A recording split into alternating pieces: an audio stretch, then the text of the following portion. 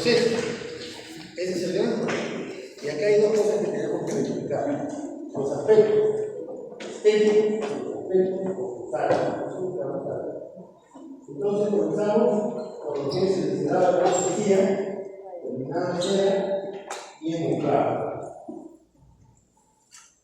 Bien, cuando ustedes ya tienen sus dientes completamente empilados, situación que no probabilidad de estar en esa condición, lo único que nos faltaría hacer la parte estética de lo que se conoce en periodo se lo llama mucho como estética rosada, que representa todo lo que es la estética de lo que los tejidos blandos nos permiten, y eso es lo que tenemos que reproducir en la prótesis completa.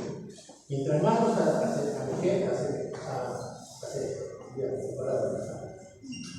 que nos parezcamos, para que no se entienda, a la dentadura convencional normal, es mejor.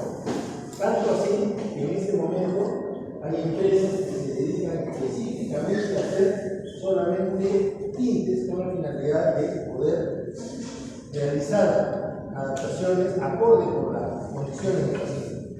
Por ejemplo, paciente de edad avanzada, colores oscuros, grises, un paciente fumador, un paciente que ha tenido algún tipo de enfermedad sistémica o que lo tiene, un paciente de algún tipo de color de tez diferente, por ejemplo, albino, moreno, o negro, por decir la palabra negro, que tienen características propias de hiperpigmentaciones.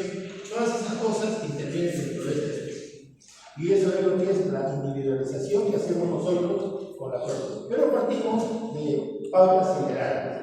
Y esas son las pautas que yo les voy a dar el día de hoy. Pautas generales. Por lo pronto, una vez que nosotros tengamos ya los dientes inspirados, acá están solamente los anteriores, ¿no? Pero tienen que estar todos los dientes inspirados. Comenzamos a limpiar todas las superficies vestibulares de todas las piezas. Tienen que quedar acorde con el diente. Y aquí recuerden ustedes la situación del perfil de emergencia de los dientes. No olviden eso. El perfil de emergencia de los dientes muestra solamente desde la parte cervical del diente. Pero el diente, ustedes ya saben que trae una parte que corresponde a la parte radicular, que nos ayuda a manejar los diámetros verticales. Lo primero que debemos de hacer, una vez limpiado todas las superficies de los dientes, ya definido la zona de los índices de las piezas dentales, vamos a engrosar todo el contorno de la estructura de lo que vendría a ser la encía libre. Para poder realizar eso, nosotros tenemos que calentar la misma cera y vamos engrosando todo ese contorno como si fuera un pequeño rompimientos. No debemos hacerlo como si fuera encía libre con un espacio entre el diente y la encía, porque si no, esa zona sería zona de tratamiento de alimentos o de pigmentos, ¿no? Aquellas personas que gustan perder muchas hojas verdes, verduras en general, por ejemplo, albahaca, que tienen alto contenido de hierro, tendrían a pigmentarles aquellos que toman medicamentos de hierro de la misma forma, fumadores igual de la misma forma. Entonces, por esa razón, simplemente como si fuera un pequeño rompemuelles sin surco gingival. Simplemente se eleva la superficie de todo el contorno. O sea, no va a haber un espacio en esta zona como si fuera encía libre. Va a secar la encía. Para eso, tiene que ser siguiendo todas las características del posicionamiento de las piezas dentales. Vayan viendo el resto de lo que se va viendo acá. Una vez realizado eso, con el espátula electrón tiene dos partes, ¿no? La parte activa como una cuchillita y la parte posterior como una cuchareta. Ambas nos van a servir para eso. ¿Qué hacemos? Se corta los cuellos dentales teniendo en cuenta que cada diente tiene la inserción de la encía a diferente nivel. Entonces vamos a ir, si es piezas anteriores, definir cómo va a ser la altura de la encía de cada una de estas piezas. Si son piezas posteriores, de la misma forma. Aprovecho esta diapositiva para que vean en el sector posterior. Hay una característica que ustedes se van a dar cuenta ahora en sus lados de las piezas posteriores, que ya se ubicaron en la correcta posición, tanto para las inferiores como para las superiores. Sucede algo que es estéticamente aceptable, como por ejemplo, que el que mejor se muestra es el canino, el canino, y el más pequeño, la segunda molar, o la última molar. Entonces, ¿qué es lo que van a ver en la superficie gingival? Una línea ascendente de adelante hacia atrás, como fuera una pequeña línea inclinada, ¿la ven? Hacia arriba. En el caso del maxilar superior sucede lo mismo. El canino siempre va a ser la parte más alta, pero en el caso del maxilar superior, esa línea va a ir de arriba hacia abajo. ¿Correcto? Si ustedes ven que alguno de esos dientes está fuera de esa línea, se va a ver. Se va a ver como si estuviera realmente funcionando parte regular. ¿Cómo se ve en el caso de los anteriores? Bueno, con la espátula de electrón se corta los cuellos dentales teniendo en cuenta que cada diente tiene la inserción del encial de nivel también, ¿no? Si ustedes ven acá, el canino es más alto, el lateral más bajo, el central es más alto, ¿no? Siempre dirigiendo el centro, como les digo, hacia el estado. Entonces, ¿qué es lo que vamos a hacer? Simplemente identificar esas características individuales que cada uno de ellos tiene para poder establecer justamente esa característica que normalmente todas las piezas dentales tienen. Si tienen alguna duda, pueden tomar un foto de internet, el sector anterior y el paciente dentado. Y eso nos ayuda mucho para poder hacerlo acorde con lo que el paciente tiene.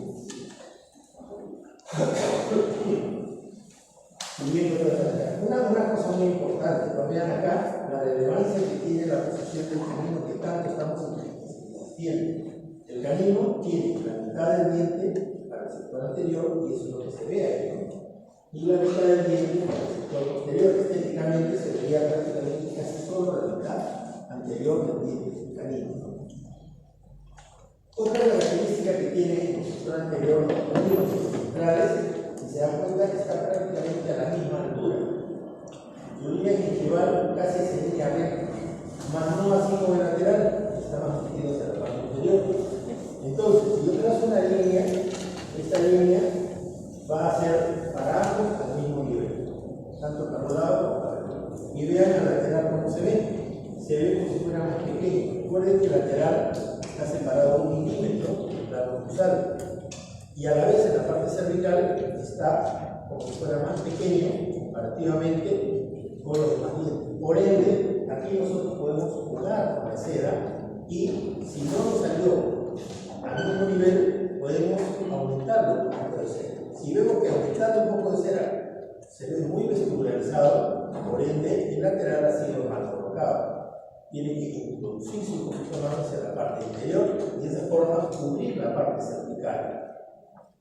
Pero debemos dejar expuestas las partes cervicales, tanto del central como del lateral. Todo eso lo estamos haciendo con el manejo de la cera.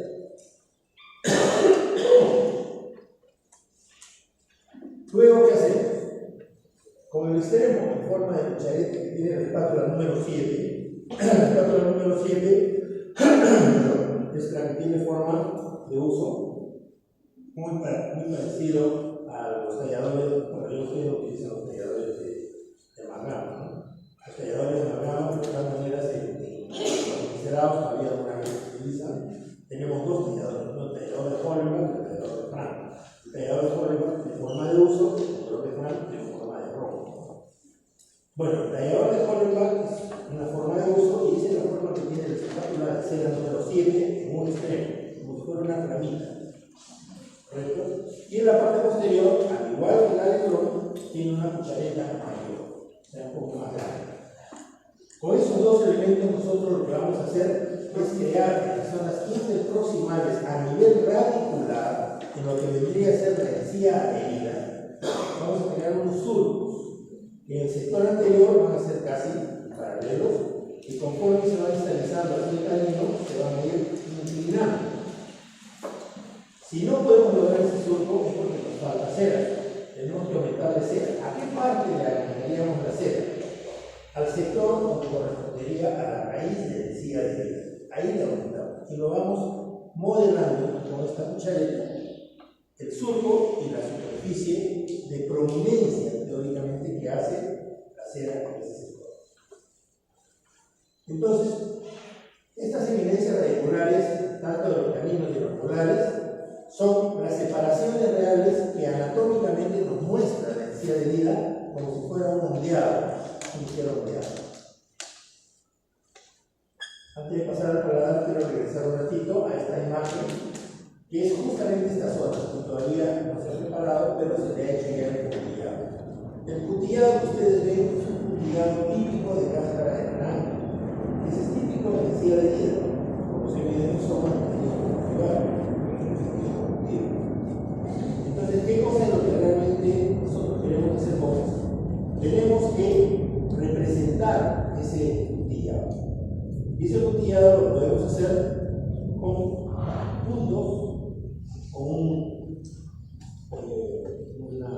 explorador, con un instrumento que nos preparemos para hacer el cutillado normalmente. Y algo más sencillo, podemos utilizar alguna fresa de acero, como por ejemplo una fresa redonda, en la cual la podemos, o unas cilíndricas de acero, que nos permitan girando, no de diamante, sino de acero, que tienen un corte menor. Ya esas fresas se utilizan solo para baja velocidad, para micromotor. Entonces podemos pasar encima de eso rotando la fresa y de esa forma, de una manera más sencilla, vamos haciendo este cutillado. ¿Qué característica debe tener ese cutillado? No debemos hacerlo muy profundo, tiene que ser muy superficial. Realmente, porque si lo hacemos muy profundo, va a ser zona de retención, al igual que la zona de energía libre. Entonces, si ustedes se dan cuenta, el cutillado es muy superficial. Pero tampoco tiene que ser tan superficial que a la hora que se realice el pulido, nosotros nos lo llevamos de cuenta. Y después tendríamos que hacerlo con un instrumento rotatorio. Entonces, es una colocación de este cutillado de una forma tal que nos permita que no sea ni muy profundo ni muy superficial, para que, como les digo, a la hora del pulido no se vaya a borrar. En la zona lingual no es necesario hacer estas caracterizaciones. Me refiero a la zona de energía libre, puesto que la parte de la piel con este sector va a quedar pulida a la altura del cuello cervical, tanto de las piezas superiores como de las piezas inferiores. Pero, en el caso del paladar, ahora que ya llega, cierran la puerta. La señorita que acaba de llegar, cierra la puerta. Gracias. En el caso del maxilar superior, en el paladar, nosotros tenemos unas características anatómicas que son muy importantes. Y cuando el paciente va a usar prótesis por primera vez, es muy relevante mantener estas características anatómicas. ¿Cuáles son? La papila incisiva y la arruga característica. Ahora, ¿cómo lo podemos hacer? Sencillo. Si el paciente tiene esas características anatómicas, lo que podemos hacer es realizarlo a mano alzada si tengo la habilidad para poder hacer eso. Si yo sé que puedo hacerlo fácilmente y reproducirlo, dándole la forma que tiene las características, pues los técnicos con suma facilidad hacen eso porque tienen mucha habilidad manual para hacer el manejo de recetas. Ustedes ahora en la práctica se les va a hacer un poco difícil, va a demorar tiempo. Entonces yo les voy a dar una forma de hacerlo de una manera más sencilla. ¿Qué hacemos? ¿Se acuerdan de su prótesis? Acá tenemos el modelo y acá tenemos la prótesis. ¿Qué debemos de hacer? Reproducir las arrugas del paciente. Entonces, para reproducir las arrugas del paciente y poderlas colocar acá, lo único que tendría que hacer es copiarlas y pegarlas. ¿Cómo las puedo copiar? Primero está el modelo con las arrugas, tal cuales pueden utilizar sus modelos anteriores. Cualquiera de los modelos, inclusive el modelo inicial, el modelo tipo 2, podrían utilizarlo. ¿Sí? Lo ideal es colocar las mismas arrugas que el paciente quiere. Entonces, sobre esta superficie vamos a adaptar una pequeña lámina de aluminio. Las láminas de aluminio las consiguen por todos lados, pero si no tienen, si pasan por radiología, agarran una herramienta de esa pestaña, de las plaquitas de radiografía, y la vamos a adaptar. Lo ideal es colocarla sobre la superficie y bruñirla con un bruñidor, como por ejemplo el bruñidor forma de huevo, que era también un instrumento para amalgama, Hay hormigueros redondos, el cual pueden utilizar también ustedes. Y sobre la superficie del modelo, acá se está haciendo el viñedo por la parte posterior de la espátula de electrón, la cuchareta. Se va dando la forma que tienen las ruedas palatinas, de una manera muy sencilla. Y copiamos la forma de las ruedas. Pero como es una laminita muy delgada, para poderla colocar hay que manipularla con mucho cuidado. Entonces, ¿qué hago yo para manipularla de una forma más práctica? Por la parte posterior, que ya está de forma convexa y uniforme así, la parte cóncava se va a rellenar en ese sector, entonces la relleno de cera, entonces le doy cierta consistencia, entonces cera fluida. Y una vez que la tengo en esta condición, lo único que hago es recortarla con una tijera y la adapto sobre la superficie. Inicialmente, recordemos que la lámina tiene un cierto grosor, por ende tengo que sacar un poquito de cera del paladar para que la lámina ingrese. Si aún encima está con algo de cera, también vamos a tener ese inconveniente. Entonces, una vez realizado esto, lo que hacemos es terminar de adaptarla y queda como parte de la cera. Esta es la zona que les decía que acá no se hace la forma de vestida libre, sino simplemente termina a nivel cervical. De esta forma nosotros ya estamos terminando prácticamente el encerado. O sea, si analizamos el encerado es algo sencillo, fácil, rápido, hay que tener simplemente un poco de conocimiento anatómico de las estructuras del tejido gingival y estructuras anatómicas, y de esa manera se va a poder reproducir fácilmente. Todo lo que está en cera va a ser reflejado en yeso y por ende se va a reproducir con facilidad al momento del procesado, que es el paso que vamos a seguir a partir de ese momento. Entonces, lo único que tenemos que hacer al final es hacer un flameado. Para el flameado, vuelvo a repetir, con mucho cuidado, podemos utilizar el mechero Hanao, que es un mechero insuflador de aire, o el reemplazo del mechero Hanao, eso lo vimos, acuérdense cuando les mostré el mechero a la hora de hacer el sellado periférico para el manejo de la bodiva, o los que venden de plástico, que son como aplicadores de laca, que permiten dirigir la llama hacia la zona de la cera. Son mecheros que nos dan esa facilidad. Mucho cuidado con la llama está más de 100 grados. Entonces, tanto esfuerzo que les ha causado a ustedes hacer este encerado tan hermoso, tan armonioso, de repente con una sola insuflada de la llama, es como borrar y a trabajar. Entonces hay que tener mucho cuidado con el flameado. Pero el flameado nos ayuda a uniformizar. Podemos irlo haciendo paulatinamente. Si vemos que en algunos sitios hay mayor o menor grosor, tenemos que ir utilizando el flameado. El grosor de la cera también es importante. Recuerden que la placa base tiene un grosor de 2 milímetros, ¿cierto? Aproximadamente. Entonces no podemos excedernos en colocar cera por todos lados, porque si no vamos a hacer que la base de la dentadura sea excesivamente gruesa. Entonces hay lugares donde podemos aumentar cera en el paladar, y hay lugares en los que ya no debemos aumentar más cera. Entonces, al final se pasa ligeramente un flameador para realizar toda la irregularidades que he quedado con el espátula, teniendo cuidado de no posicionar la flama muy cerca del encerado para evitar perder la anatomía gingival de la boca. Menciono esto porque algunas veces cuando regresa del técnico, el técnico nos lo regresa con rayas. Y yo que sepa, en la gingiva no hay rayas. Y esas rayas tienen que ser flameadas. Bueno, ahora pasamos al inflado de la prótesis. El inflado de la prótesis es nuevamente, como les digo, un proceso netamente de laboratorio, en la cual tenemos que trabajar con aditamentos especiales llamadas muflas. Este es el equipo. Vamos a tener dos muflas, una mufla para el maxilar superior y una mufla para el maxilar inferior. Si se dan cuenta, la diferencia, en este caso que son muflas de marca Hanao, es el tamaño. También hay muflas artesanales y también hay diferencia en la forma de las muflas artesanales. Lo vamos a ver al final, en un caso de este muflado. ¿Qué más se necesita? Una prensa.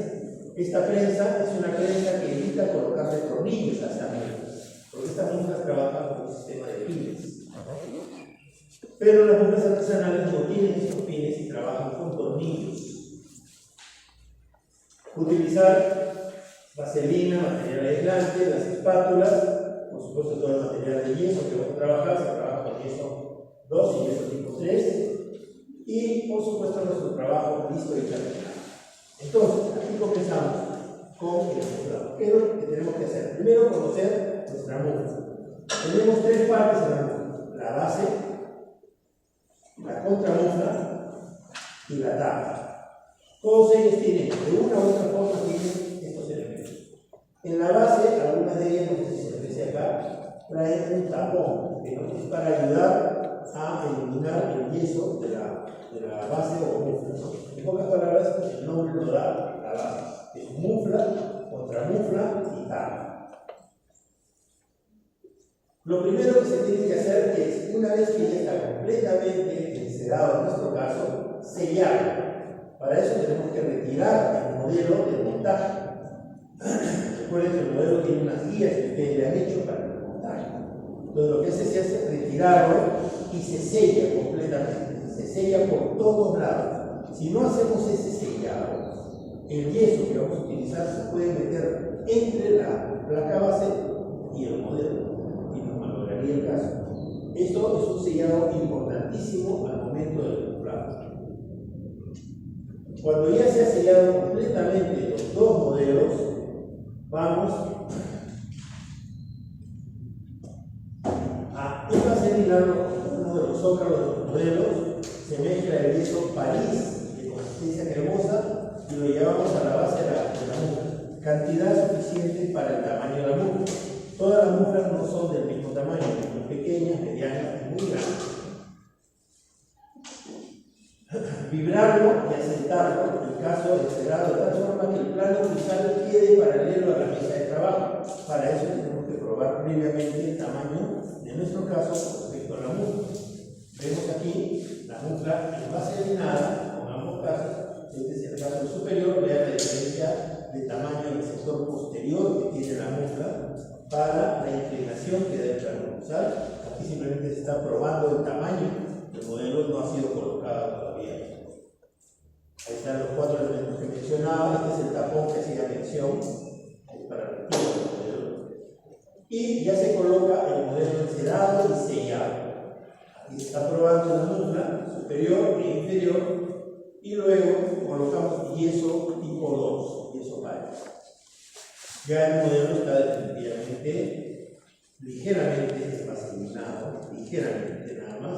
Y se ha vaselinado solamente la parte de la mufla. Se coloca el modelo y el plano cruzado, como se ha dicho, paralelo a la mesa de trabajo. Realizado esto, lo que vamos a hacer es verificar. Acá está solamente la base, o sea, la mufla. Si se dan cuenta, el yeso no toca para nada el contorno de la mufla. ¿Por qué? Porque tiene que haber una adaptación íntima entre la mufla y la contramufla. Esta es con la colocación de la contramufla encima. Si se dan cuenta, acá está ya la contramufla colocada. Y la adaptación debe ser bronce contra bronce. Estas muflas son de bronce, ¿verdad? Entonces, esto hay que tener el cuidado de que esté muy limpio. El yeso no debe de llegar hasta la zona del encerado. Vean, solamente hasta la zona del modelo, yeso tipo 2. Y la altura del plano cruzado, como dije, se controla con la contramufla para ver que el plano cruzado no sobrepase a la contramufla. Tiene que quedar completamente incluido. Se está haciendo lo mismo para el inferior. Se coloca, se limpian los contornos, ¿correcto? Y vean el yeso solamente hasta el contorno. No debe haber yeso en la parte interna, porque si no sería muy poca cantidad y con facilidad se rompería ese yeso. Una vez que hemos colocado el muflado en la base, tenemos acá ya el caso terminado, ya listo para comenzar el control del plano cruzal con respecto a la contramufla. Como decía, medimos la contramufla y permitimos que haya un espacio adecuado de por lo menos 2 centímetros desde los bordes incisales hasta el borde superior de la contramufla. El modelo con la prótesis encerada debe quedar incluido en el yeso hasta el límite del fondo del surco sin que llegue a invasión. Como hemos dicho acá, esto debe tener a nivel de los bordes incisales esa separación. Luego viene la primera capa. Hay que aislar el lienzo París en el encuflado. ¿Con qué lo aislamos? Lo aislamos con vaselina y hay que permitir que el yeso de la base de su París 1 frague. Limpiamos los excesos, no debe quedar ángulos ni retenciones, tampoco los bordes metálicos de la base de la boca deben estar en la suciedad del yeso. Se pincela con ron, alcohol o decubiglizer. Decubiglizer es de una marca comercial, es un aislante, ¿no?, que rompe la tensión superficial. En realidad no es un aislante, es un elemento saponificador para romper la tensión superficial de todo lo que vendría a ser cera, grasa de las manos, etcétera, que se está colocando. Si no tenemos esto que es de marca comercial, podemos utilizar alcohol o ron. El problema del ron es que tiende a teñir. De preferencia es mejor utilizar alcohol. Pero supongo que avisar todos esto, ¿no? Para romper la tensión, ya prácticamente ron de quemar ya no se consigue. Ya prácticamente a raíz de la situación que ha habido, de los problemas con las drogas y el comercio de drogas, se ha prácticamente no suspendido, sino se ha evitado la comercialización del ron de quemar. Antes había estancos de ron donde se vendía ron porque en las casas se cocinaba con ron antiguamente. Ahora ya no, prácticamente se utiliza el ron. Entonces es difícil encontrar el ron. Más fácil es conseguir alcohol. Se pincela con ron o decubiglizer para romper la tensión superficial de toda la parte de la cera. Y se pincela con aislante todo lo que es yesos, poner 2 capas y permitir que seque. El aislante es el aislante para acrílico.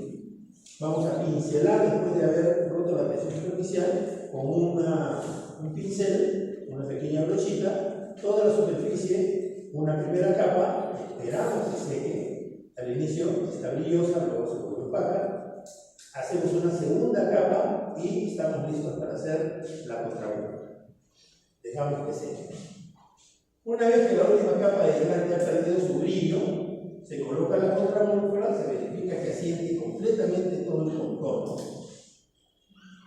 Se prepara el yeso piedra, en este caso ya no tipo 2, sino tipo 3, que va a cubrir toda la estructura de la prótesis. Básicamente dientes y alza encima. El resto no, solamente esa parte. Se llena la cámara de la muestra hasta arriba, vibrándola constantemente sobre la mesa de trabajo y se puede quedar más o menos a 1 centímetro cubriendo la superficie cruzal de esta forma. Vean cómo queda el aislante acrílico y luego ya con la contramuestra se está llenando con el yeso tipo 3.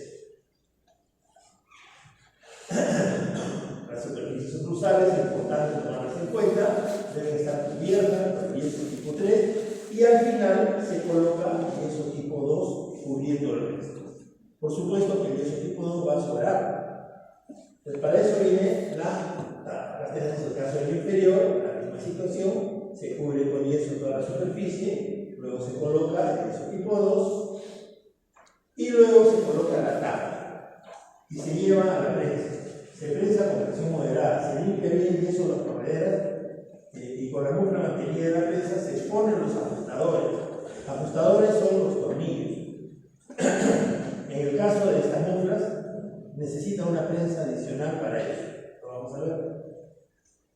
Dejar que el yeso escurra por los huecos de la tapa de esta forma. O sea, colocamos la tapa y por estos agujeros que también tienen las muestras convencionales, va a salir el yeso sobrando. Lo que hay que verificar es esto, que el contacto de la tapa sea íntimo con la contramuestra. Limpiamos todos estos excesos y lo llevamos a la muestra, a la prensa para las muestras ganadas. Estas son prensas preparadas para 2 muestras y por esa razón se puede llevar al hervido sin necesidad de tornillos. utilizan una llave en L, esta es la llave tipo Allen de hexágono interno, y con ello manualmente vamos a hacer el prensado. Tiene un sistema de resortes que permite poderlo hacer manualmente. Si no tenemos eso, tenemos que utilizar una mufla de mesa o una mufla con manómetro, perdón, una prensa con manómetro, una prensa de mesa.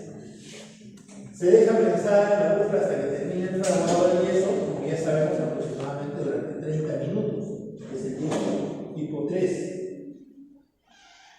Y aquí la tenemos lista, la mufla normal y las muflas listas para ser hervidas.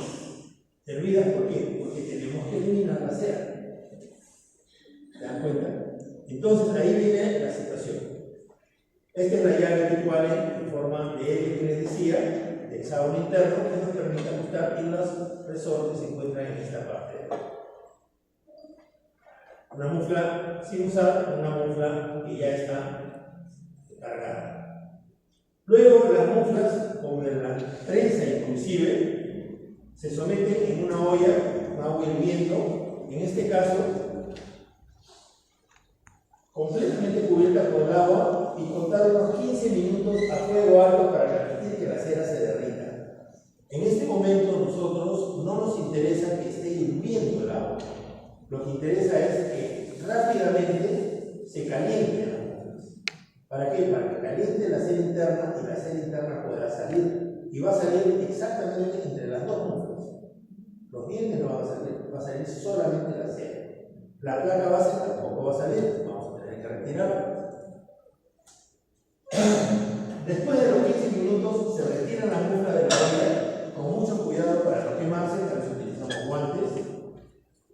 Se desajustan los tornillos con un alicate, en el caso que sean las muflas artesanales, y con un cuchillo para yeso se palanquea entre la base de la mufla hasta que las dos partes se separen. Esto es algo muy sencillo, porque como la cera está saliendo entre las dos, prácticamente se desprende con suma facilidad. Aparte hay que tener reservada agua hirviendo limpia para los enjuagues que se van a cepillar y lavar con detergente, enjuagándose cada vez con agua limpia, pero hirviendo. O sea, tiene que ser una tetera de con agua hirviendo para lavarlo. No puede ser con agua fría, porque enfriaría la cera inmediatamente. Se va a volver a poner dura. Se retiran las placas bases y ya estamos listos para poder hacer el empaquetado del acrílico. ¿En qué forma lo hacemos? Primero retiramos una pinza, este es un agarrador para poder desajustar la prensa, y una vez realizado eso, abrimos las muflas. Y vean que muy sencillamente se puede retirar la placa base. La placa base prácticamente está en la superficie, de la superior a la inferior, y se puede retirar. Y esta cera que está derretida con agua hervida, directamente la vamos a seguir lavando, eliminando. Para eso necesitamos pues un lugar adecuado para eso, por eso son los laboratorios, porque esta cera prácticamente va a caer en el laboratorio. Revisado esto es tomado del libro de Gering y Kunder, vean ustedes, se va a ver así la mufla, ¿no? Limpia, con los dientes vistos por la parte interna. Vean, a ver, yo quiero hacer una pregunta acá. Me avisan lo de la hora, por si acaso. ¿Cómo vamos con la hora?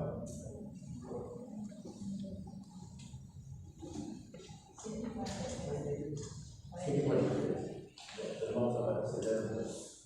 Bueno, les hacía la pregunta, la diferencia de estos dientes con estos dientes de acá. Vean, en este muflado que nos muestra Gering y Kunder, tenemos dientes de porcelana con retención metálica en el sector anterior y dientes de acrílico con sus cámaras diatóricas en el sector posterior.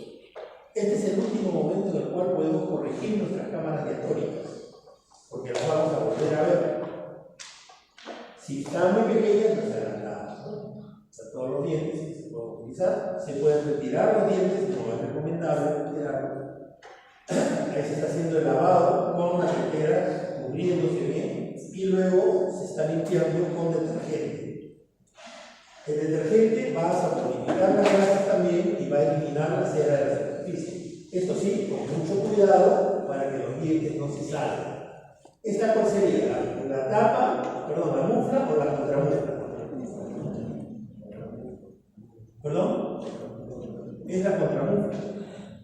está, acuérdense que el yeso piedra tipo 3 ha cubierto con la mufla.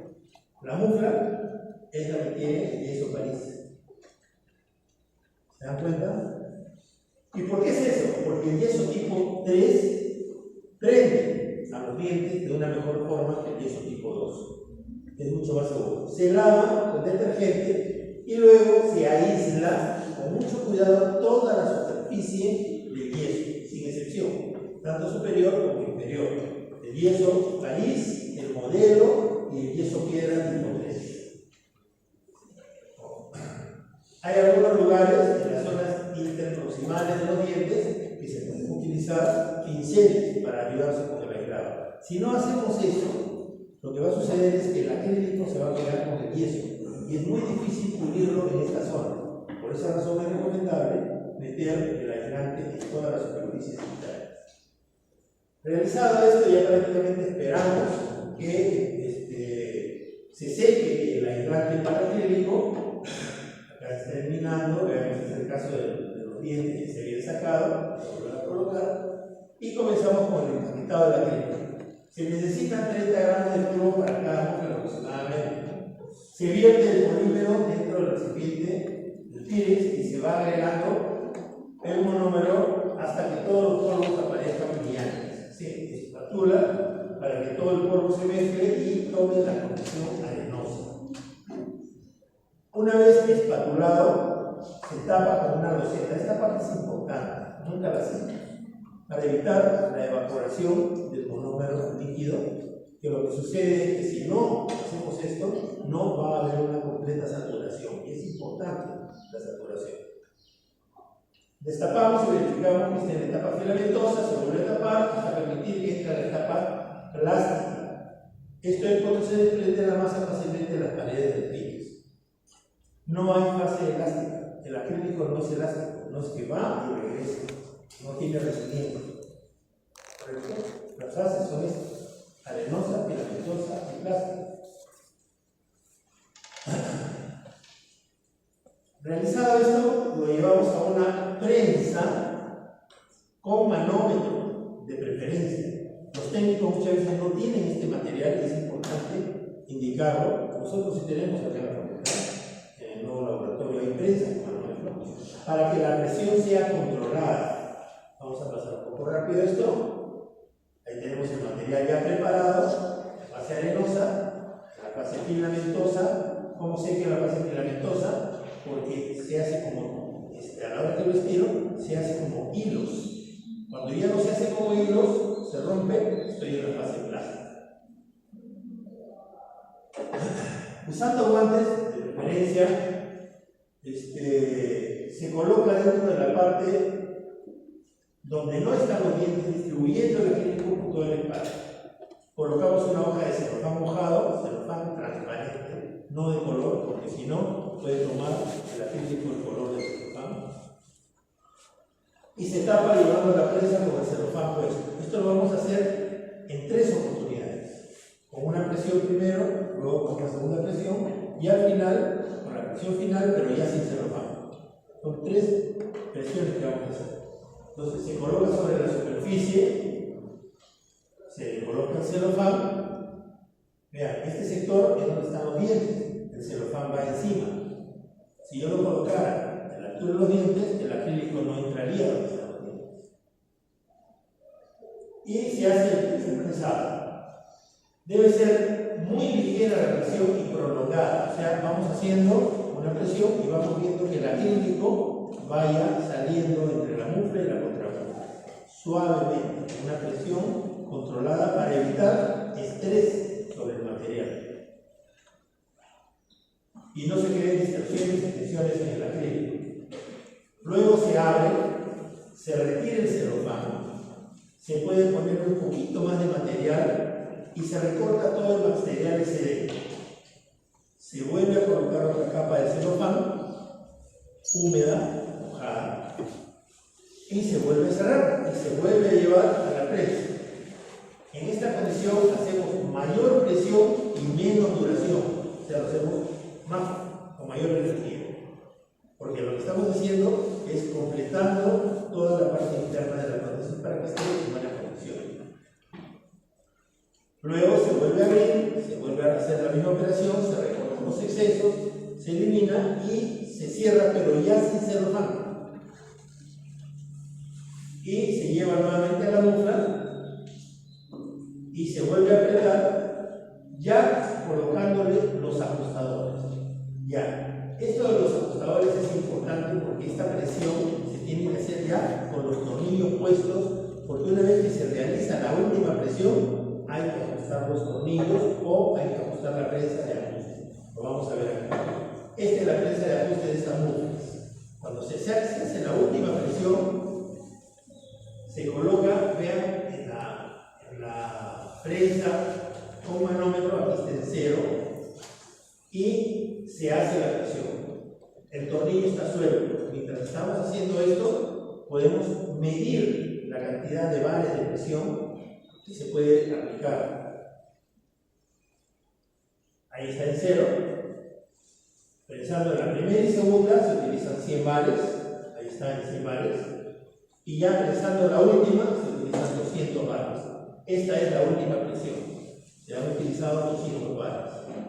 Pero el tornillo todavía está suelto. Entonces, una vez que ya vemos que no sale nada de material, está a 200 bares y está en su condición, entonces antes de retirarla, ajustamos el tornillo. Y se ajustan los tornillos de tal forma que ya se traslada a la mufla de cocción la presión que hemos obtenido. Y de esta forma lo llevamos a la finalizada. Aquí sí, ya por la prensa forzada, hay que ponerla en agua fría. ¿Por qué? Porque lo que vamos a hacer es curar el acrílico curable. Por ende, ya no podemos hacer como cuando desenceramos, que podía estar hirviendo el agua. No, acá tiene que empezar de 0, ya agua fría, e ir subiendo hasta que hierva. Y cuando hierva, hay que controlarlo durante 1 hora aproximadamente. Entonces, se coloca en la impresión y durante 1 hora debe estar en constante hervida. Como el agua se evapora, entonces lo que tenemos que hacer es tener una tetera con agua hirviendo al costado para ir reponiendo el agua a la misma temperatura. Hay otros sistemas, por ejemplo que se deja 20 minutos a 45 grados centígrados y 2 bares, puesto que es como si fuera una olla presurizada, pero necesita otro tipo de herramientas para que ingresen dentro de él, ¿no? Solamente para conocimiento. Bueno, con esto vamos a terminar. Este es un caso en el cual se ha hecho la prótesis hasta el procesado. Es el caso de una paciente joven de lectura completa superior e inferior. Ahí ya están las pruebas finales, el caso listo, superior e inferior.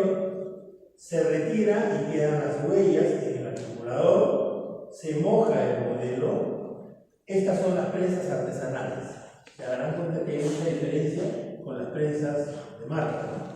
Las prensas de marca tipo Ganao, SS o White son mucho más grandes y confiables, con una mejor consistencia. Esta es de bronce también y tiene espacios para tornillos, donde pasan los tornillos. Estos son los agujeros de salida del yeso, igual que las otras. Tiene su parte, contraparte y tapa, o mufla, contramufla y capa. No tiene el botón de salida.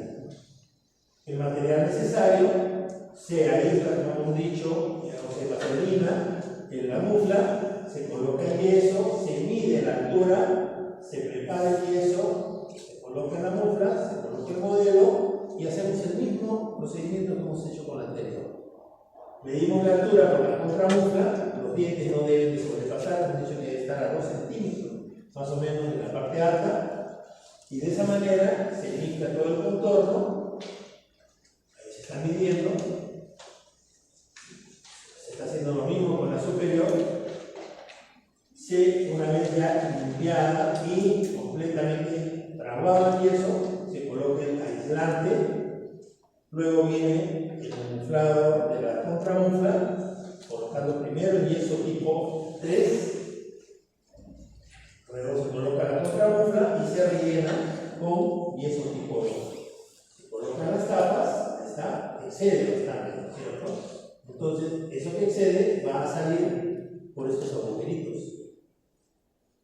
Esta es una prensa artesanal, vean, de un laboratorio. Se hace el prensado. Acá en este caso sería bueno colocar los tornillos para que los tres elementos, ya que no es muy precisa, estén bien centrados, ¿no?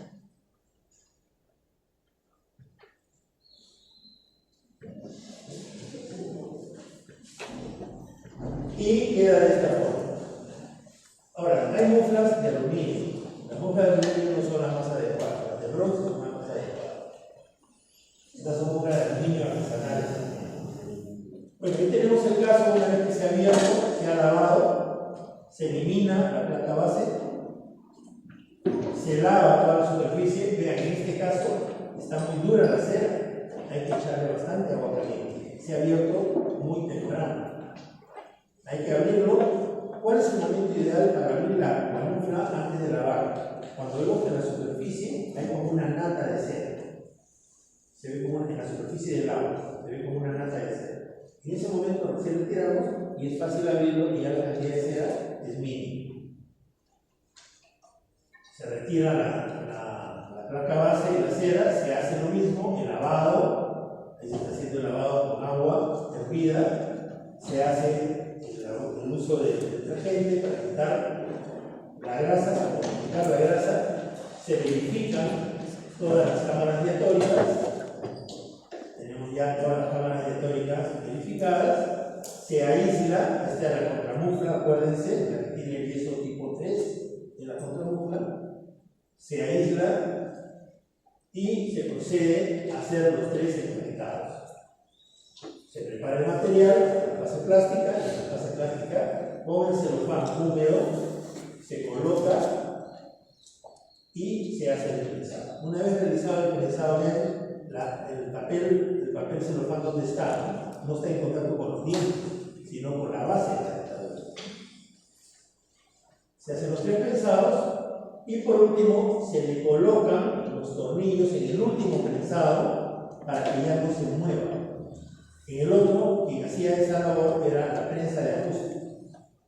Simplemente tenía los tornillos. Acá se hace con los tornillos. O sea, el proceso es el mismo, solamente que depende del material con el que trabaja.